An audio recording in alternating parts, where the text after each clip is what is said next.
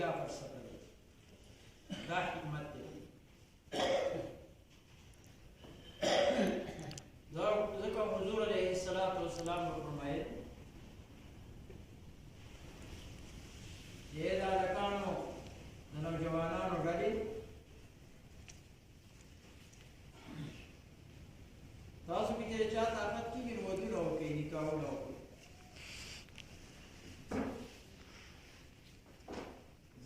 ځکه چې دا د فرج حفاظت کوي د اندای مخصوصه حفاظت کوي او نظر ټیټوي نظر ښکته کوي نکاح واده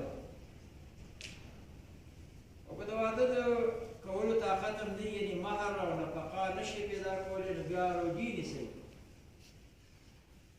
روجي نیولو کې هم دغه صفت دی چې انسان قوت شهوت دا کمیږي انسان وخت په وخت کمزوری کېږي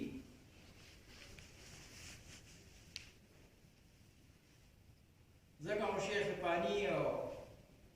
بوډا سړي او بوډۍ ښځې ته د روژې د نیولو اجازت نشته او فدیه ورکوي چا کمزوري کېږي وخت په وخت باندې عمر داسې دی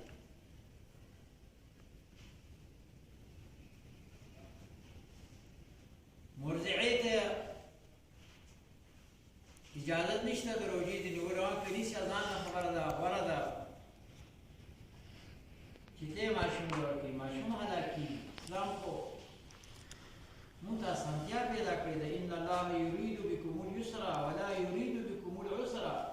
خدای تاسو باندې سختي نه راوړي اسانتیا را باندې راوړي دا د الله اراده نه چې تاسو تنګ کړي او تاسو باندې سخت راوړي الله عز وجل دا اراده ده او دا خوښه ده چې مونږ سره الله نرمي وکړي مونږ سره الله سختي نه کوي نو خدای مونږ ته اسانه کړې ده خو مونږ بعضې کارونه ځان ته په خپله ګران کړي دي د رسم او رواج په وجه باندې بعضې امور مونږ ځان ته په خپله سخت کړي دي شریعت ډېر اسان کړي دي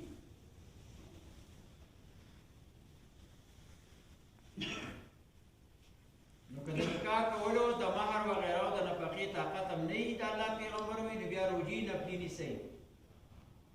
دې کې هم هغه صفت دی چې انسان کمزوري کېږي او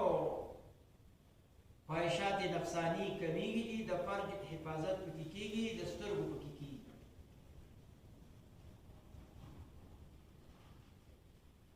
فلسفه یې څه ده لعلکم تتقون لعلکم تتقون ښایي چې تاسو کې تقوا راشي تاسو کې پرهیزګاري راشي اوس تقوا څه ته وایي پرهیزګاري څه ته وایي باندې ما تاسو ته بیان کړو د تقوا بنیاد د کوم ځای نه شروع کېږي او په کوم ځای باندې ختمېږي د تقوا لغوي او اصطلاحي معنا ما بیان کړو خو تقوا هغه یو څو درجې دي چې یو اعلی درجه پیغمبرانو ته او د هغه ملګرو صحابهو ته اولیاو ته حاصله ده دي دویمه درجه بیا خواصو ته او دریمه درجه عوامو ته په عوامو کې بعضې کسان پرهیزګاري ښه کارونه کوي د بدو کارونه ځان ساتي دا بد کار که د خولې سره تعلق لري او که د لاس او پښو سره تعلق لري دا مسلمان د هغې نه اجتناب کوي د هغې نه ځان ساتي بعضې نیکان خلک داسې تېر شوي دي چې په مجلس کې ناست دي او خبرې کېږي هم پکې ناست دی ټول د بار وتو څه ګنجایش نه کېږي څه عذر یې هغه ته څوک پکې غیبت شروع کړي هغه سمدستي په ګوتو کې غوږونو کې خپلې ګوتې ورننباسي چې د ده آواز نه دومره تقوا دومره پرهیزګاري ځکه غیبت کوونکی او غیبت اورېدونکی چې څوک ورسره ناست دي دا ګناه کې یو شان دي باید دې نه ځان ساتي چې د هغې په غیبت کې دی خو غیبت لګیا شو ګناه کوي د مسلمان غوښې خوري خو چې د ده دا خبرې زه وانهورم ګناه کې زه رانه شم نو غوږونو کې ګوتې وکړو دې ته تقوا وایي حضور صلی الله علیه وآله وسلم تاسو د علماء کرامو نه اورئ چې هغه ته مخکیني او وروستني ګناهونه ټول معاف دي معصوم دی د ګناه نه پاک دی د ګناه نه حضور پاک صلی الله علیه وسلم او یوازې پیغمبر علیه السلام د ګناه نه پاک نه دی، تمام پیغمبران زموږ دا عقیده ده، مسلمانانو دا عقیده ده د اهل سنت والجماعت چې پیغمبران د پیغمبرۍ نه مخکې او چې پیغمبري ورته میلاو د 40 کالو په عمر کې د هغې نه بعد هم تر وفاته پورې دوی معصومین دي، دوی معصوم دي، ګناه نه پاک دي، د وړي ګناه نه او د لوی ګناه نه الله دوی محفوظ ساتلي دي. د الله په نسبت باندې د دې خاص رتبه د دې خاص مرتبه ده. حضور صلی الله علیه و آله وسلم به چې د کومې بیبي کره د شپې تېرولو لمبرو په لمبر باندې دا د حضور علیه السلام عدل و، د حضور پاک صلی الله علیه وسلم انصاف و. یو وخت کې د عایشې رضی الله عنها نمبر کې د عایشې بیبي نه اجازه غواړي، د عایشې هغې ویې ها وایي که ستا اجازه تلي چې زه نفل لمونځ وکړم. په بعضې نفلي امورو کې خاوند د ښځې نه اجازت غواړي، د هغې حق تلفي ونشي، او ښځه به په ډېرو امورو کې د خاوند نه اجازت غواړي. نفلي مونځ او نفلي روژه به د خاوند اجازت نه نیسي بغیر. زه سهار له روژه کوم، خاوند ته به وایي که هغه اجازت ورکړي روژه به نیسي، که هغه اجازت ورکړي روژه به نه نیسي.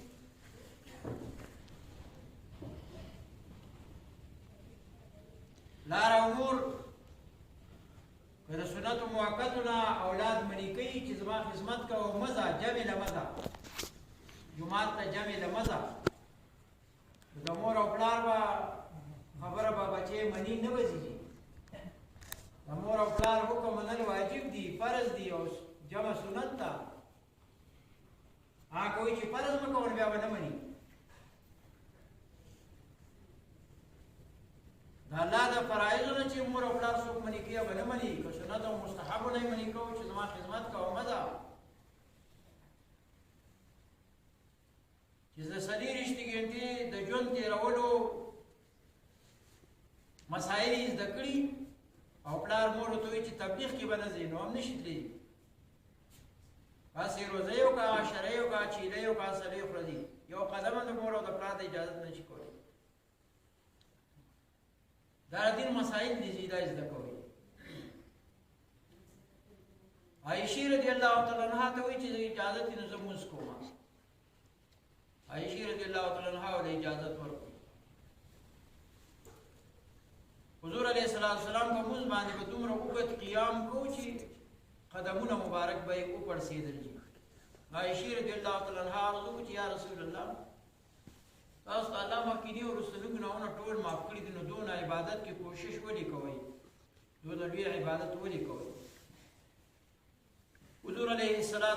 ورته وفرمایل چې عایشې الله ما باندې دونه رحم وکړو، فضل وکړو چې الله ما ته مخکیني او وروستني ګناهونه ټول معاف کړل، نو زه د الله شکرګزار بنده ولې نه جوړېږم؟ پکار دی چې په دغه نعمتونو زه شکر وباسم، او دغه شکر اظهار دا دی چې په مونځ ولاړ مونځ کوو. دا د الله شکر دی د عبادت په شکل باندې. دا د نبی علیه السلام د عبادت او د الله د خوف او د تقوا مرتبه وایي. بیماری په ایامو کې حضور علیه السلام لږ وړاندې اعلان بلال رضی الله تعالی عنه ته زما 2 ورځې پاتې دي، الله عز وجل خبر کړی و، او د مدینې منورې په دې کوڅو کې مدینه منوره نږدې چې دا کوم مدینه منوره ده اوس چې مسجد نبوي دی، بس دا مدینه منوره وایي. قبا هم ډېر لرې 15 میله کې پرته ده، یا دا نور باندې بعضې 4 میله کې، بعضې 8 میله کې، دا به ټول مسجد نبوي ته مانځه راتلل. اوس چې د مسجد نبوي کم حرم دی تیر چاپېره دي 40 جربه کې، بس دا د مدینې منورې ښار وي، دا د انصارو کلی وي. اوس صرف یو مسجد دی. مدینې منورې په کوڅو کې چغې ووه، اواز اعلان وکړه چې که په نبی علیه السلام باندې د چا څه حق وي راشي خپل حق وصول کوي آخرت ته مه پرېږدئ پیغمبر ته پیغمبر دی واقع یو صحابي هغه آواز واورېد اعلان یې واورېد راغی په منډه منډه باندې دا حضرت عایشه رضی الله تعالی عنها یا رسول الله زما په تاسو باندې یو حق دی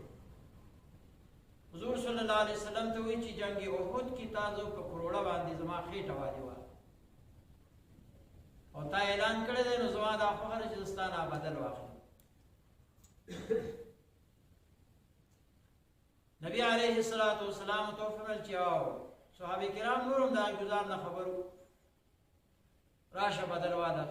بلکې سیوړیږي کور کې د نبی علیہ السلام چې کومه کروڑه واجی کروڑه یو چابک باندې کې شيږي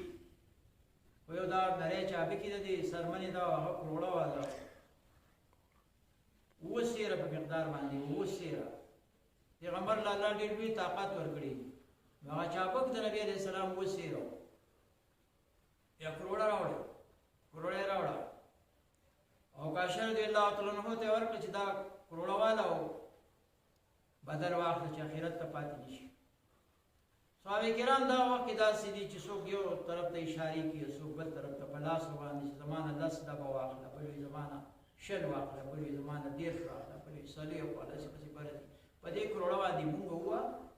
نبی علیہ السلام مو هدي وخت دا غزن کدن حالت ته تکلیف ته بیمار دي سخت بیوشي دی راځي د سخت د لاس نه پیغمبرانو باندې ډېر سخت دي ځن کدن په وخت نو مونږ بدل والا دا مو پاشه سه بل خانه ګوري او دغه خبره کوي چې نبی علیہ السلام بدل چې نبی علیہ السلام له کروڑه ورکړه دا چې ابو کې وته ورکړو حضرت عائشہ رضی الله تعالی عنہ فرمایي چې یا رسول الله جنگ میدان کې د احد په میدان کې زما کمیس نو چې تا باندې گزار راکو او تاسو کمیس مبارک دی نو د کمیس ته پاسه بدل پورا نه غوښتي کی حضور پاک صلی الله علیه وسلم کمیس مبارک وېستو او د نبی علیه السلام د دوانو ابو د سټ په برابر پدې کې او نشان جی د زر کې یاد کونتر د اگې په مقدار باندې دا سې د شیشې په شکل باندې او دنا پای کې لیکلو شیشه نو په شیشې په شکل باندې یا محمد صلی الله علیه وسلم هر چاته چې دین استاد نصرت امداد وکي الله واسطه امداد کی دا پاغي دا کې دنه لیکلو هغه ته مهر نبوت وي د پیغمبرانو مهر او کاشر دی الله تعالی عنہ د مهر صفات اوریدلې او چې مهر نبوت سو کوی نه چالي دلې نو هغه باندې جهنم اور حرام دی ولې دلې نو ځکه دا فوټو کمیس کې دنه او د ولو سره کالر لاندې نو دا فوټو ډیرو صحابه کرامو دا نه دي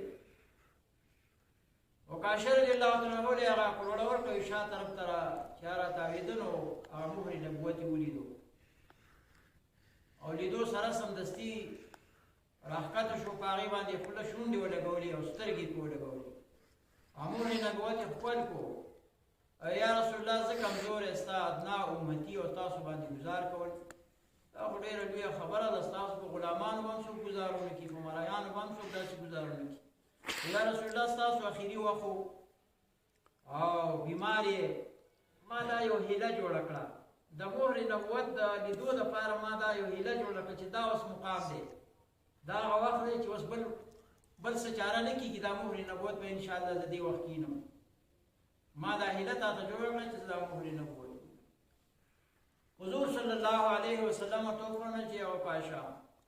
چا چې زما مهر نبوت لیدلې هغه باندې د جهنم اور حرام دی جهنم لږه په حرام دی جنت زیره او نبی علیہ الصلوۃ والسلام او جنت ته حساب او جنت ته داخلي دا نبی علیہ الصلوۃ والسلام تقوا دی دا نبی علیہ السلام پرهیزګاری دی دا نبی علیہ السلام د الله نه خوف دی اعلان کې ګناونه مخکې ورستو نبوت نوړان دی او نبوت نورستو ټول معاف شوي دي معاف دي معصوم دي بیا هم د خدای نه دونه یریږي حضور علیہ السلام وایي چې زه په شواروز کې 100 کرت الله ته توبه وباسم یو روایت کې 80 کرت راغلي دي زه الله ته توبه وباسم چې الله ما معاف کړي زما مؤاخذه ونه کړي خدای نه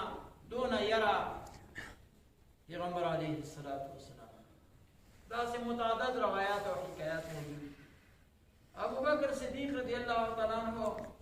دا حضور علیہ السلام سخر مبارک دی. عائشہ رضی الله تعالی عنها پلار دی. دا اولی مرتبه صحابی دی چې پیغمبرانو نه پس هغه د خدای خوف څومره وجي، د خدای یاره هغه څومره وجي.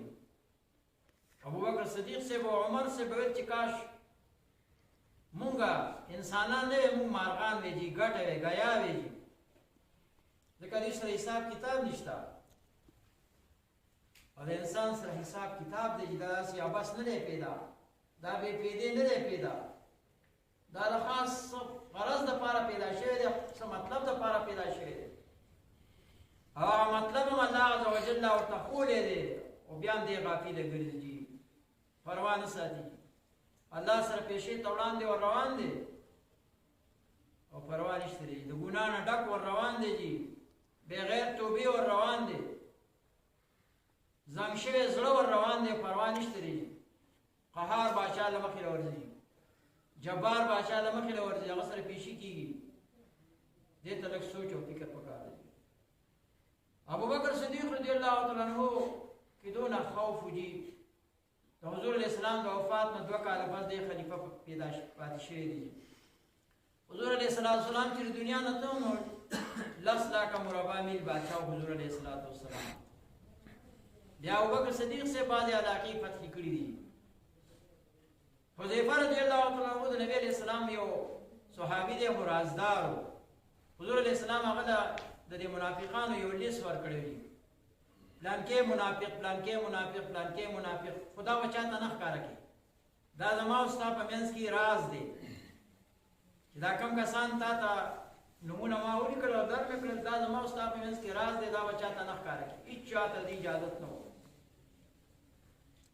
نو حذیفه رضی الله تعالی عنہ په منافقان پیژندل، ځکه نبی علیہ الصلوۃ والسلام له نمونه ورکړو، بل چا سره دا راز نه و. د حذیفه رضی الله تعالی عنہ و د چا جنازه ده کوله چې هغه دا نمونه کې به داغه نوم نه و، نو هغه جنازه کې به شریک وو. که دغه نمونه کې به نو حذیفه سے به جنازه نه کوله. بیا دې خلفاء اربعه عمر سے و عثمان سے و علی سے و بکر صدیق سے دوی به چې څوک به داسې غیر مشهور وفات شو صحابه کرامو کې، هغه کې بس شک شبهه ذهني طور یا بل سنو پټ خفیه طور باندې به دې حضرات څوک ولیکي چې تاسو ورشئ وګورئ چې په دې جنازه کې نور صحابه حذیفه رضی الله تعالی عنہ شته او که نشته.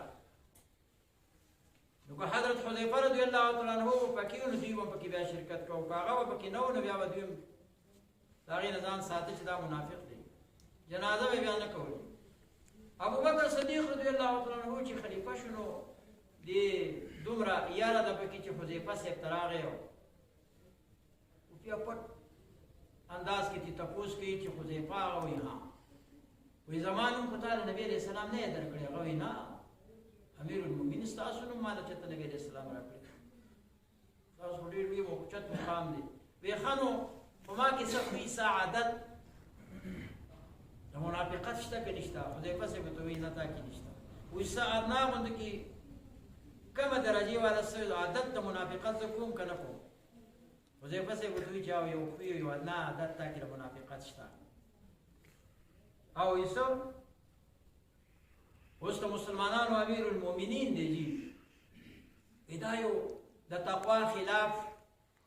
تقوا دا نه ده، د تقوا خلاف د منافقت دا یو ادنا دغه دا کې دا چې ته کله روټۍ خورې نو تا ته 2 ترکارۍ 2 انګوري پراتې سرکم درته پرتی مثال طور باندې او بله ترکاري هم درته پرتی. دا 2 لوښي دا ردې علامات دي. ابو بکر صدیق رضی الله تعالی عنہ چې دې کې ما کې د تقوا خلاف دغه راځي، زه چې څو پورې زه ژوندی یم زه به د یوې ترکارۍ سره د 1 انګولي سره روټۍ خورم. یو تقوا ده، یو فتوا ده. فتوا دا ده چې مخې ته د هر څومره انګولي پراته وي نو تا کې منافقت نه راځي دې زمانه کې دي. یو تقوا ده. ابوبکر صدیق صاحب په فتوا عمل نه کوو، په تقوا یې عمل کوو. نو که نن سبا هم داسې د الله ولي وي او وایي چې زه په تقوا عمل کوم، په دې فتوا په جواز باندې عمل نه کوم، په غنیمت باندې عمل کوم، په رخصت باندې نه کوم، دا اوس هم د یوې ترکارۍ د 1 روټۍ انګولي سره روټۍ دې خوري. دوه او درې دې مخې ته نږدې دا تقوا ده. ابوبکر صدیق رضی الله تعالی عنہ په تقوا باندې عمل کول. وفات پورې یو ځل که بادشاه دی جي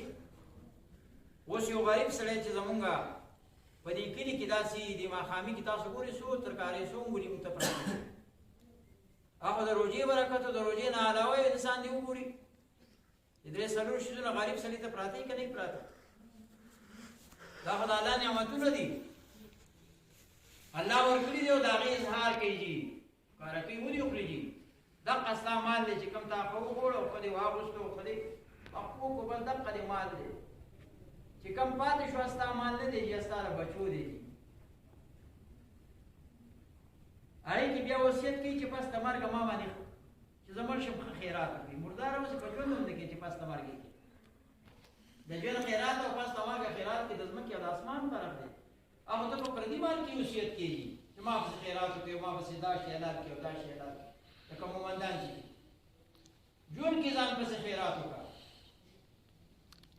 وانفقوا مما رزقناكم من قبل ان ياتي احدكم الموت. بیا چې مرګ راشي بیا هغه وخت کې به تا ارمان کوي فیقول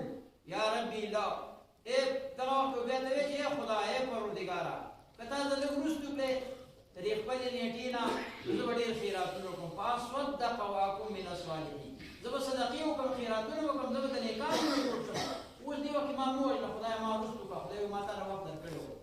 ټیم مې درکړی و زرکدن مخکې به دا انسان مالدار دا تمنا او ارزو کوي چې ما وروسته که فاصدق چې زه خیرات وکړم زه صدقې وکړم واکن من الصالحین او زه د نیکانو نه جوړ شم زه صالحینو نه جوړ شم. هغه وخت کې یار بیا توبې وباسي زرکدن په وخت کې یو بیا د صالحینو نه ځان جوړي او مخکې الله هېر کړی دی ځان یې هېر کړی دی. د ژوند خیرات بېله درجه لري او پس د مرګه بېله درجه لري. بیا پردی مال دی بیا د زامنو مال دی ستا مال نه دی ستا د نسو کړوسو مال دی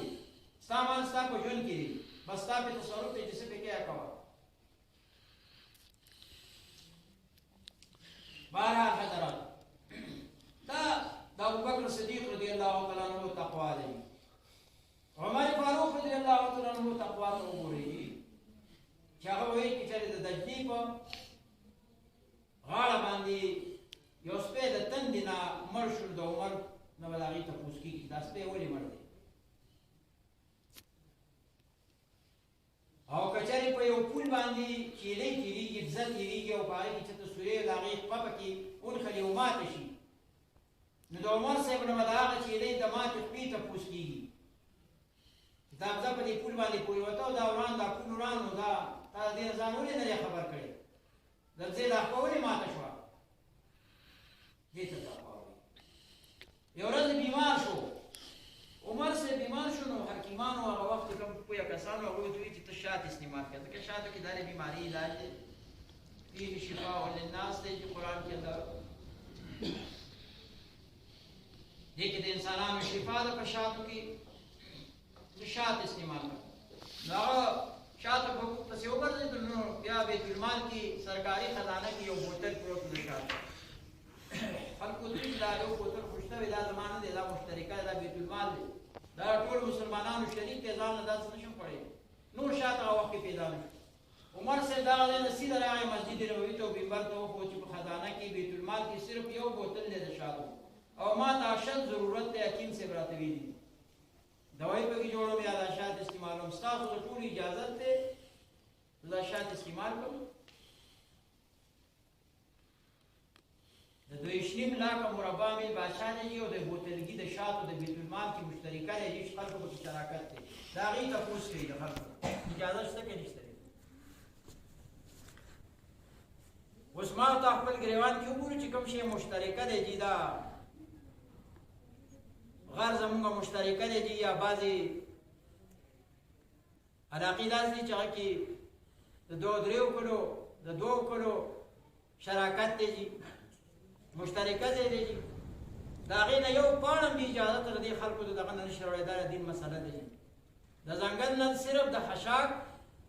چې هغه سیزلو شی دی په هغې څوک نه خفه کېږي څوک پې څه نه وایي خو ته یې هم راوړی او زه یې هم راوړم او بل یې هم راوړي او بل یې د استعمال لرګی بې اجازته دې کې د یتیم او د کونډې او د غریب او د لوی د ټولو حصه ده. هر یو نه به تپوس کې د شریعت دا حکم دی، دې ته تقوا وایي. دې کې دا یو حصه ده بې اجازه د تا ته اجازت نشته، حرام دي ستا لپاره. که ځنګل کې ته لرګی وې د کار والا او که د چا سیړی وې او که د چا بل نقصان کوي چې مشترکه شی دی، دا ستا ذاتي نه دی چې دې باندې ځان پوه کړي. بس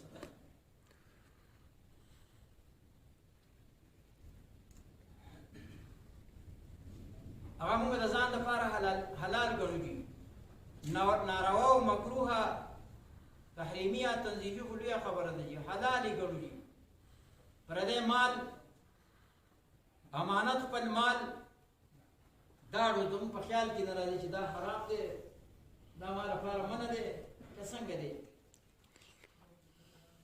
دا بجلي چې سرکاري راغلی دی یا زموږ د دې قوم دا بجلي د دې کې څومره داخلي دي حضراتو. زه خپله غاړه خلاصوم ښه، زما له چا سره څه دغه نشته او نه په دې کې څو زه پوهېږم او نه څوک پېژنم. دې کلي کې داسې ډېر کسان دي چې زه یې نه پېژنم، دا بار خو پرېږدم. دا تعلقات چې ډېر د چا سره نه ساتم. کومه بجلي سرکاري ده یا قومي ده چې هغې کې څومره داخلي دي او د هغې داخلي نه علاوه چې د چا پکې داخله نشته وا کونډه چې د دې ټول کلي نه غلا ده. دې کې چې څومره کسان شریک دي، که هغه یتیم دی او که هغه کونډه ده او که هغه لوی دی او که ورکوټی دی، دغه ټولو کسانو نه غلا ده. دا وړه غلا نه ده، دا لویه غلا ده. دا غلا خو وړه غلا چې د یو کس نه به کې، د یو کور نه به کې، او چې د ټول کلي نه غلا کې دا به څنګه کېږي؟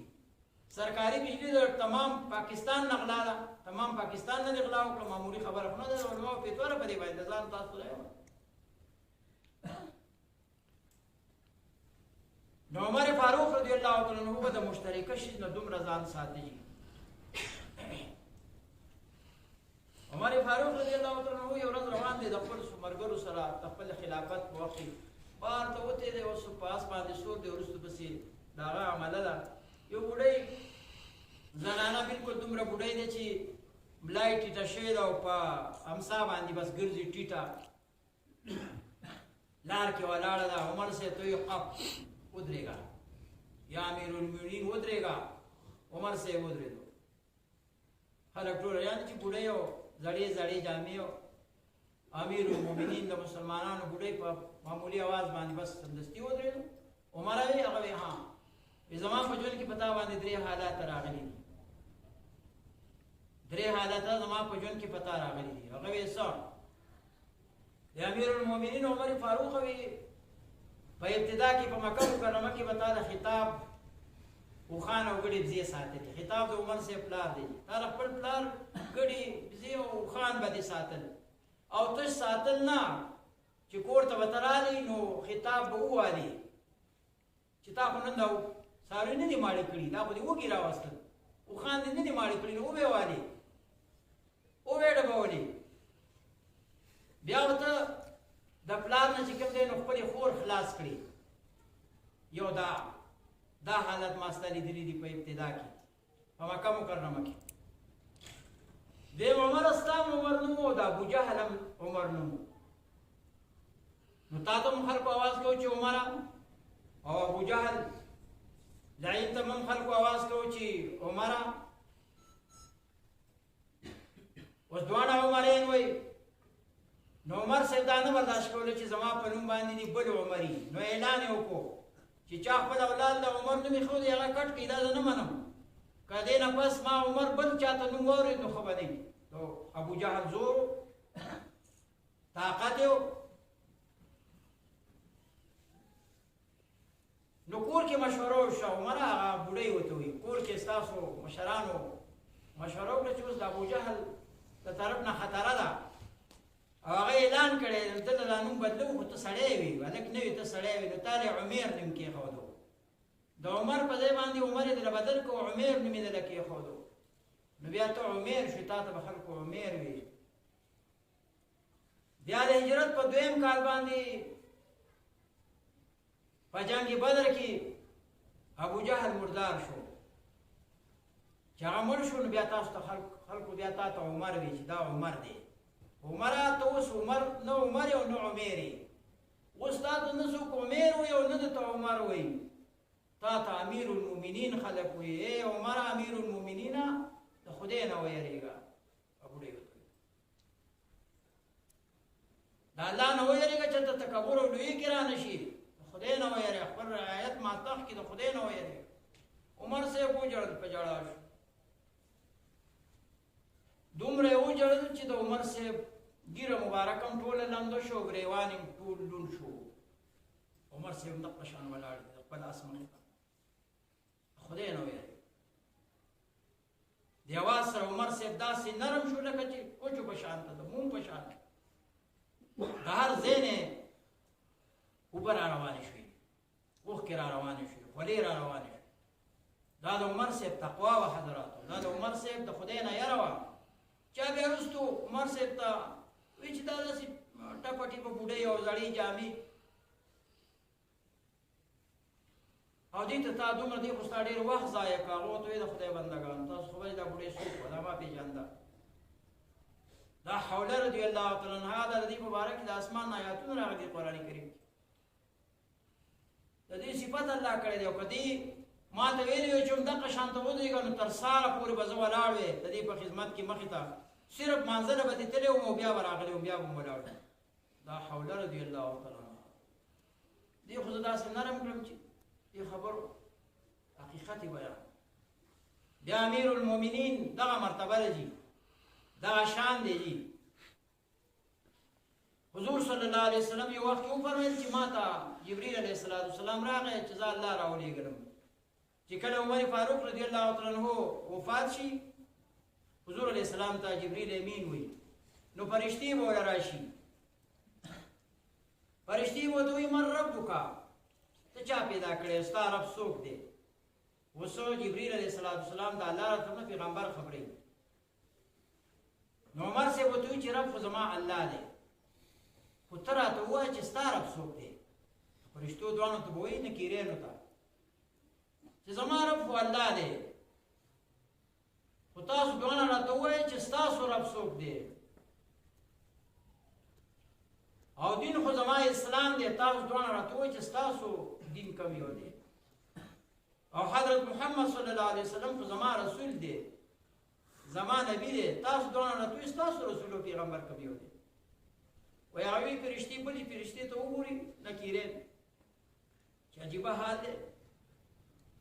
مونږ اوس په دې باندې نه پوهېږو حیران یو چې الله عز وجل مونږ د عمر د امتحان دپاره رالېږلي او که عمر زمونږ د امتحان دپاره الله پیدا کړی خبر کې بیا دې ثابت قدم دی چې نکیرینو ته عمر سے بیا جواب ورکوي او فرشتې په قبر کې حیرانېږي دا حدیث مبارک دی پیغمبر علیه السلام د عمر صاحب د وفات نه مخکې پیشنګویي ورکوي بهرحال حضراتو تقوا یو ډېر اهم شی د انسان د ایمان په حلاوت باندې د ایمان په خوند باندې هله پوه شي چې دکې تقوا راشي دکې د الله نه خوف راشي د الله نه یره راشي نو دکې الله د عبادت خوند دی الله وسکي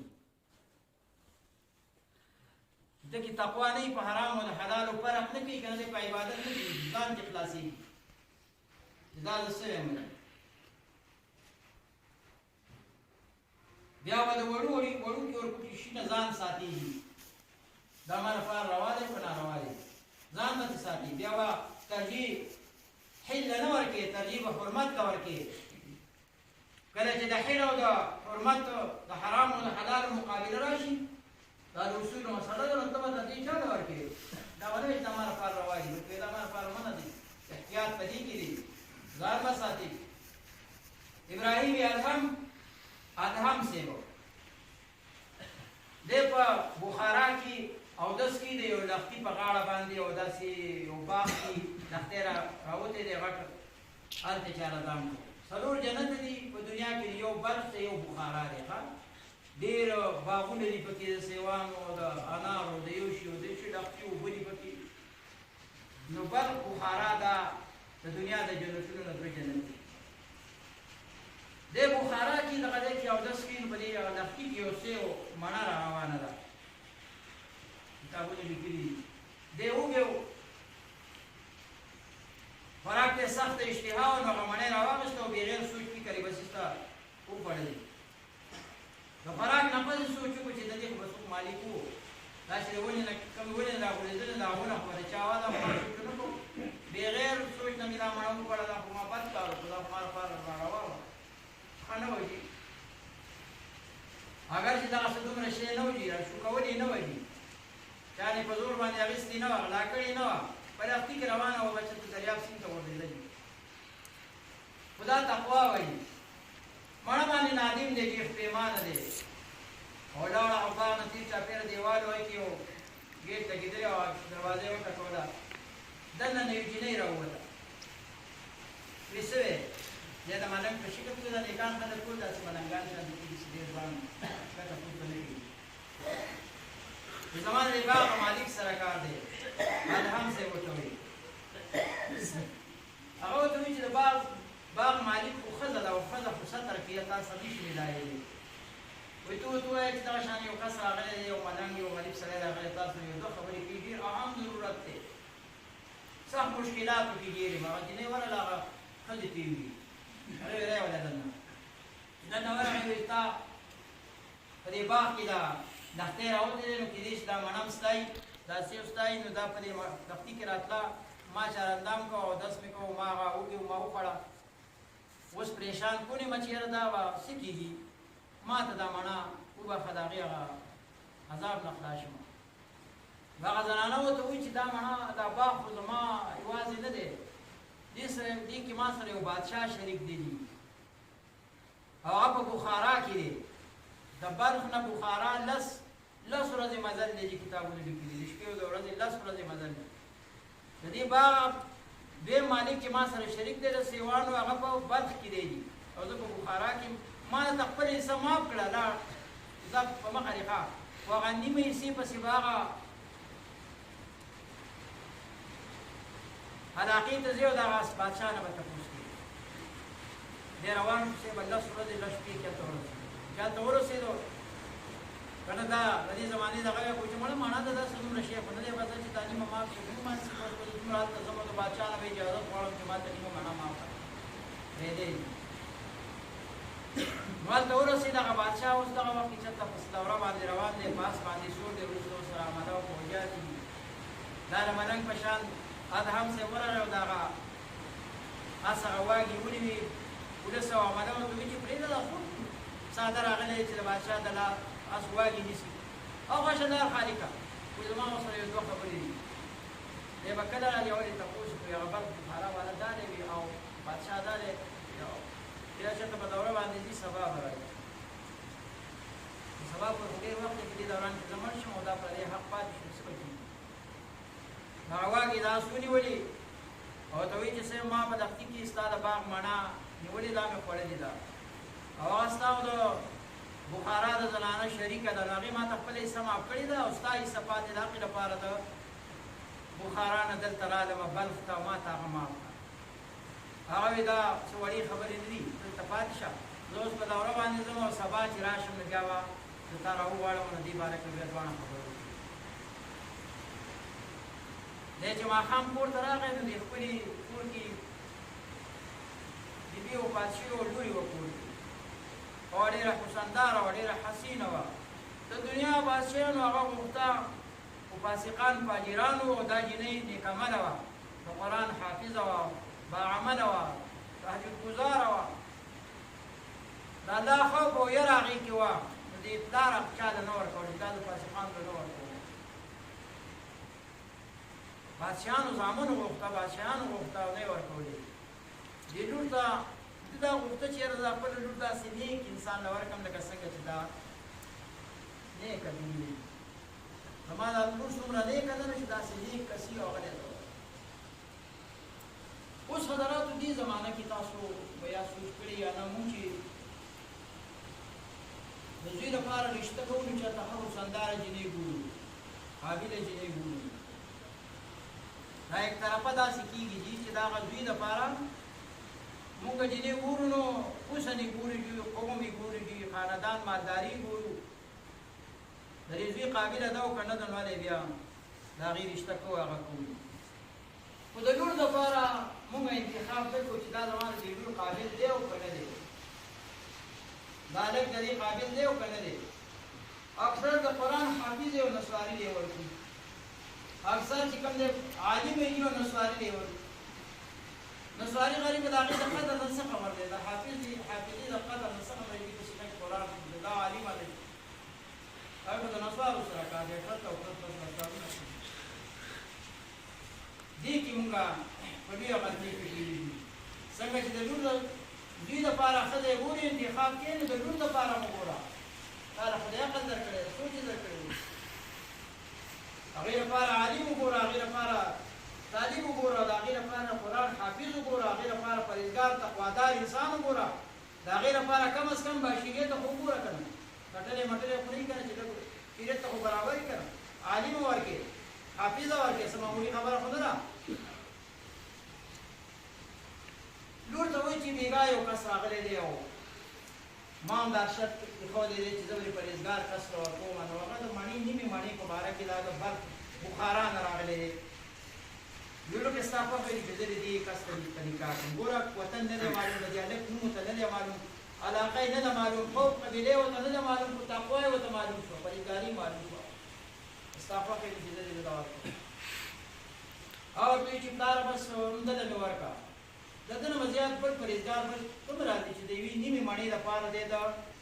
بخارا نه بلخ ته راځي 10 ورځې مزل کوي دا ډېر تقوادار دی ډېره ښه ده اوس هغې راوغوښته وایي زه دا په کورنۍ سره یې د مڼې هغه وایي مڼه معاف کومه نیمه خو په یو شرط باندې زما یو شرط دی او وایي څه شرط دی وایي دا شرط دی زما یو لور د کور یا په نکاح باندې او ته خو لیدلې نه ده کور مور یې نه ده ورلېږلې چې بوډۍ ده ځوانه ده روغه ده لنګه ده نابینا ده څنګه ده هغه وایي دا خو ما ته ګرانه شي ادهم صاحب ورته وایي دا ما ته ګرانه شي ځکه ما د خدای سره دا وعده کړې ده چې خدایه زه به ستا عبادت کوم بل به هېڅ نه کوم ستا اطاعت به کوم بل به هېڅ نه کوم دا خو پکې بل شی اوس پیدا شو راپېښ شو اوس پکې نکاح بله راپیدا شو ما خو د نکاح قصد نه دی کړی ما خو د الله د عبادت قصد کړی دی چې زه به د الله اطاعت کوم د الله عبادت به کوم دا خو پکې بله مسله راغله دې ته نه یم تیار وایي ښځه تا ته ما مڼم نه ما کوم نه مڼم درته نه ما وکړم اوس په خدای نه یېرېږي تقوا ده پکې یاره ده پکې دړه د پاسې غاړه کېښوده چې زه بس اوس بغیر د دې نه کېږي نو بنګلې وله ورکړلې کور یې وله جوړ کړو بنګلې وله ورکړو جنۍ ورته نکاح کړو دغه د بیبي او دغه د بنګله دې کې اوسېږي ادهم صاحب چې ماښام ماسخوتن ورغی نو بس چې کور ته یې وکتل کور کې نقشې دي او تماشې دي او ګلکاریانې دي بس په هغې باندې څه التفات هغې ته ونه کړو یو ګوټ کې په مونځ باندې دی او ساره کړې مونځ ورته سلام یې وکړ باد ته وویل لا دې تپوس کوي بس نور پس نه پېښ شو خو راغی دغه شان دغه ګوټ کې مونځ شروع کړو مونځ یې کوو کوو سهار وتېرېږه بلې شپې له بیا هم په دغه طریقه بلې شپې له بیا هم په طریقه ښځو ته التفات نه دي اډو ګورې مو ته نه اووه شپې دغه شان ته وشو خو مڼه لا معاف شوې نه دي د لور نه تپوس کوي چې څنګه علاوه دی دا تپوسونه مونږ نه کوو دا باریک تپوسونه دي چې د نکاح په وخت کې هم پلار پټ شوي شرمېږي د زوم کور ته اکثر پلار نه وي د لور کره شرمېږي دې زمانه کې لا باریکو تپوسونو موږ تپوس وکړو د لور نه چې دا مسله څنګه دی او خو د ځمکې او د اسمان فرق کوي دا تپوسونه هم نه پلار کوي هم نه مور کوي باریک تپوسونه نه کوي جهالت دونه زیات دی او بادشاه د خپلې لور نه تپوس کوي چې څنګه مسله ده وایي بس ډېر ښه سړی دی پرهېزګار سړی دی بس راځي لمونځ کوي او سیده ځي ما له خوا نه راځي هغه ورته وایي ما ته را مڼه معاف کړه وایي ما خو تا سره یو شرط ایښودی چې ته به زما لور ته نږدې کېږي جما به کې او تا خو هغه هېڅ هم نه دي کړي او بادشاه ورته وایي تا ته مڼه ته نه معاف کوم شرط پکې دغه دی ګورې ښه زړه د پاسه بیا هم هغه بیبي ته ورنږدې شو جي جما وشو او جما نه پس چې غسل وشو د غسل نه پس په مونځ باندې ودرېد د غسل او د اودس لمانځه خپله شکرانه ده جي په مونځ یې هغه 2 رکعته شکرانه مونځ کاوه چې د مونځ یې وکړو سجدې له لاړې او چغې ووهله او چغې سره چې خلکو رامنډې کړې همدونه ساوت وي ادهم صاحب نه ساوت یې وفات شوي وي اوس سره یو قرض نیم میلاو شوی دي نو د هغې له وجې نه بیبي حملداره شوه او د هغې نه بچی پیدا شو چې ابراهیم بیا لوی ولی الله دی د دې نیکه د باچۍ نه پس بیا بادشي هغه ته میلاو شوې ده او تقوا په هغه باندې دونه غالبه شو چې هغه بیا هغه بادشي هم پرېښود او لاړ یې او ډېره د دې په غاړه کې ناست دی وزیران پسې لاړل چې خدای بنده راشه دا خپله بادشي دې سنبال کړه بادشي ګډه وډه شوه او بادشي په خپل تخت باندې کېنه هغه وایي نه ما ته داسې بادشي میلاو دی ابراهیم صاحب ورته وایي د ادهم صاحب دا زوی چې بیا غټ شو دا دونه لوی ولي الله دی د دغه ولي نه الله بیا داسې زوی پیدا کړي د هغه ابراهیم نوم دی هغه ورته وایي چې ما ته الله داسې بادشي راکړې ده چې هغه زه په دغه بادشیانو نه دنیا په بادشیانو باندې هغه نه ورکوم بیا هغه څه یو ستن یې راواغېست کپړې یې ګنډل بیا ځان د شاه بادشاهت دغه اندازې نه بیا داسې انداز ته راغلی دی چې بیا غریب ملنګ دی هغه ستنې سمندر دریاب ته ورګزار کړه دا وزیران او دا بادشاهان ټول حاضر دي او بیا اعلان وکړی د سمندر مخلوقه زما دا ستن مال راکړئ لږ وخت بعد د سمندر نه کبان او ځناور راوچت شو د هر یو په لاس کې یا په خوله کې د سرو زرو ستن ده ابراهیم صاحب په آواز باندې دونه کرامت خاوند دی هغه ته وایي دغه د سرو د سپینو ستنې زما نه دي په کار هغه د ګنډلو ستن چې ما ګزارل ما حقه په کار ده وروسته یو کب راووته هغه سره هغه ستن ابراهیم صاحب ته یې ورکړ دا د تقوا هغه مرتبې دي د تقوا هغه درجې دي حضراتو د خدای د خوف او د یرې دغه مقامات الله عز وجل بیا ورکوي خو چې انسان هغه مقام ته ورسېږي او د دې تقوا او پرهیزګارۍ په وجه باندې چې انسان دغه مرتبې ته ورسي بیا الله د هغه شي دی چې دې څه وایي الله یې مني چې دې کومه دعا کوي الله یې مني بیا الله یې نه رد کوي هغه الله بیا خامخا قبلوي دې چې څه وایي الله یې مني بس لنډه دا چې بیا څوک چې وي دا الله شي نو الله د هغه شي واخر دعوانا